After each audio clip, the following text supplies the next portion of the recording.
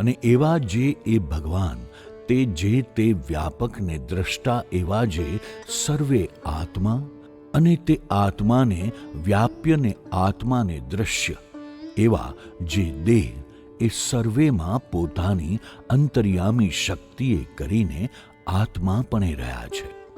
અને એવી રીતે સર્વેના આત્મા જે પુરુષોત્તમ ભગવાન તેમને જ્યારે રૂપવાન એવું જે દ્રશ્ય તેના આત્માપણે કરીને શાસ્ત્રને વિશે કહ્યા હોય ત્યારે તે પુરુષોત્તમને દ્રશ્ય રૂપે કરીને પ્રતિપાદન કર્યા હોય.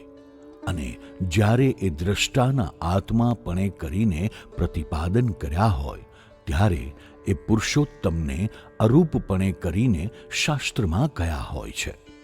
અને વસ્તુતાએ તો રૂપવાન જે દ્રશ્ય અને અરૂપ જે આત્મા એ બેય થકી પુરુષોત્તમ ભગવાન ન્યારા છે ને સદા મૂર્તિમાન છે ને પ્રાકૃત આકારે રહિત છે.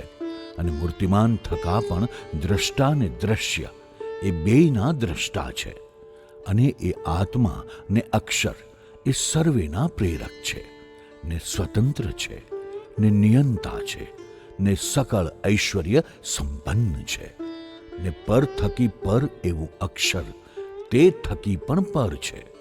એવા જે પુરુષોત્તમ ભગવાન તે જીવના કલ્યાણને અર્થે કૃપાએ કરીને પૃથ્વીને વિશે મનુષ્ય જેવા જણાય છે.